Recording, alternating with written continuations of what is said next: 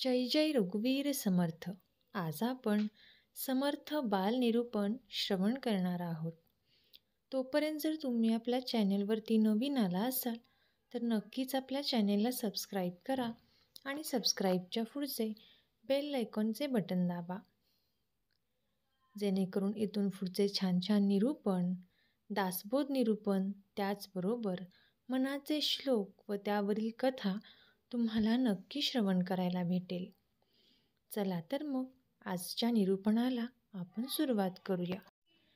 प्रार्थना प्राचीन काळापासून करण्यात येते. आम्ही ईश्वराचे अंश आहोत. ईश्वराने आमच्या ईश्वरत्वाकडे जायच्या वाटचालीत कृपा करावी, मुक्तीचा मार्ग सुलभ व्हावा, अशी भावना प्रार्थना मागे आहे. उदात्त भावनेतून केली जाणारी प्रार्थना ही सर्वश्रेष्ठ असते. ईश्वराकडे आपल्या मनोकामना पूर्ण करण्यासाठीही प्रार्थना करण्यात येते. जगातल्या प्रत्येक भागात प्रार्थना ही केली जाते. एकूणच काय तर आपले जीवन हे आनंदी आणि प्रसन्न बनावे, अशी यामागे भावना असते. प्रार्थना केल्याने आत्मबल वाढते, मानसिक शांती मिळते. शुद्ध मनाने आणि एकाग्रतेने केलेली प्रार्थना ही फलदायी होते. श्रद्धेमुळे जीवनाला आधार मिळतो. यामुळे सकारात्मक ऊर्जा वाढते. संकटाशी दोन हात करण्याची संधी मिळते. त्याचबरोबर प्रार्थना म्हणजे आपण जेव्हा एखाद्याकडे मागणी करतो तेव्हा आपल्यामध्ये तेवढा विश्वास असायला हवा की आपली इच्छा ही पूर्ण होईल. भक्ताच्या प्रार्थनेत विश्वास हा ओतप्रोत भरलेला असतो. देवाकडे काही मागताना भक्त डोळे मिटून घेतो. प्रार्थनेमुळे अहंकार हा नाहीसा होतो. जो मागतो तो समोरच्याला मोठा समजत असतो. एका ओळीत वर्णन करायचे झाले तर भक्त हा घाबरत नाही, कारण त्याला पूर्ण विश्वास आहे की माणसाकडे मागताना काळ, वेळ बघायला लागतो, पण देवाकडे प्रार्थना करायला काळ आणि वेळेची मर्यादा लागत नाही. सकारात्मक दृष्टीने पाहता प्रार्थना ही फार महत्त्वाची असते. माझी इच्छा पूर्ण होणार, भक्तांचे सकारात्मक वृत्ती असते. किती अगाध प्रेम देवाप्रती असते.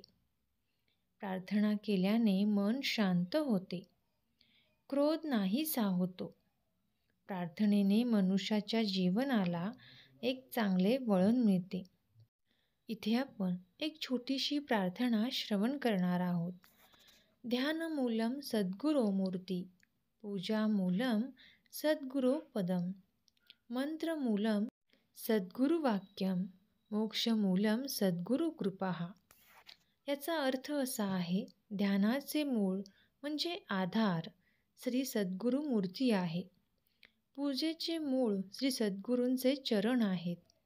मंत्राचे मूळ श्री सद्गुरूंचे वाक्य आहे. तसेच मोक्षाचे मूळ श्री सद्गुरूंची कृपा होय. यानंतर इथे आपण एक छोटीशी कथा श्रवण करणार आहोत. एक राजा असतो. त्याच्याकडे मोठ्या प्रमाणात घोडदळ, पायदळ, हत्तीदळ असते. तो राजा प्रजेवर तसेच प्राणीमात्रांवरही प्रेम करणारा असतो. त्याचे उदाहरण म्हणजे त्याच्याकडे एक वयोवृद्ध हत्ती होता. तो हत्ती राजाने आपल्या बालपणापासून पाहिलेला होता. राजाच्या युद्धामध्ये त्याने अनेकदा वीरश्री खेचून आणण्यासाठी मदत केली होती. मात्र आता तो वयोवृद्ध झाल्याने त्याचा काहीच उपयोग नव्हता. पण असे असले तरी राजाने त्याचे पालन पोषण हे बंद केले नव्हते. तो इतर प्राण्यांप्रमाणेही त्याचीही उत्तम देखभाल ठेवत असे. राजाचे पाहून सैनिकही सगळ्या प्राण्यांना आपुलकीने वागवत असत.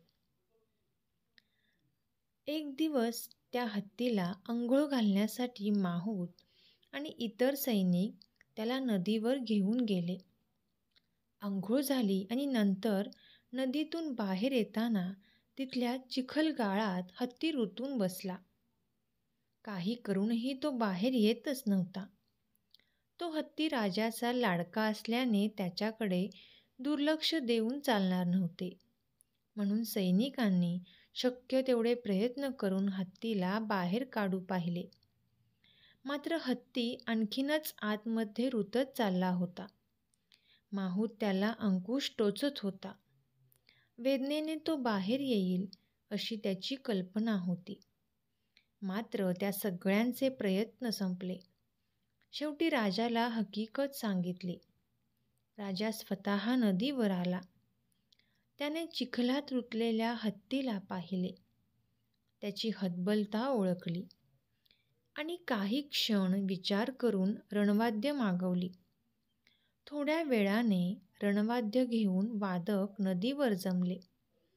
राजाने त्यांना युद्धप्रसंगी वाजवतात तसे संगीत वाजवायला सांगितले. त्या संगतीचा परिणाम असा की त्या म्हाताऱ्या झालेल्या हत्तीच्या अंगात बळ संचारले, कारण त्याने यापूर्वीही युद्धाचे बिगुल ऐकले होते. तो सगळी शक्ती एकवटून उठला. चिखलातून तो बाहेर पडला. त्यानंतर पाय घसरला. तो जिद्दीने पुढे आला. स्वतःला पुढं रेटलं. राजाकडे तो बघत बघत बाहेर आला आणि आनंदाने सोंड वर करून राजाला आपल्या अंगी असलेल्या बळाची प्रचिती दिली.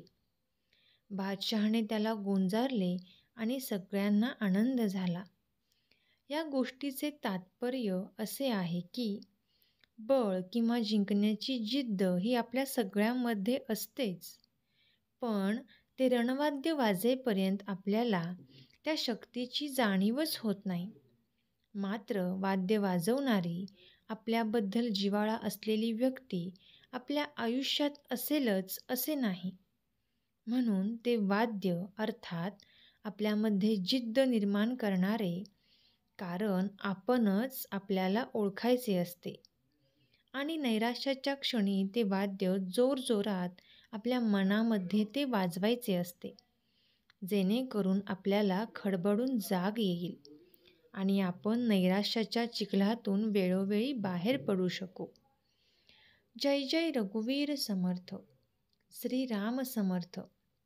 इथून पुढचे सुद्धा तुम्हाला समर्थ बालनिरूपण, दासबोध निरूपण श्रवण करायचे असेल तर नक्कीच आपल्या चॅनेलला सबस्क्राईब करा आणि सबस्क्राईबच्या पुढचे बेल आयकॉनचे बटन दाबा, जेणेकरून इथून पुढचे छान छान व्हिडिओज सर्वात अगोदर तुम्हाला पाहायला भेटतील. धन्यवाद.